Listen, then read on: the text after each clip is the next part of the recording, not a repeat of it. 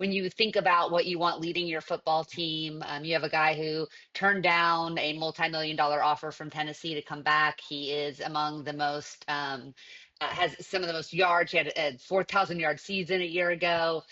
He's committed to the program. He can make all the throws. He's very accurate. If he cuts down on his turnovers, which we saw him do over the second half of last season, he can be an elite college quarterback. There's no question in my mind. We've seen enough of that to believe it.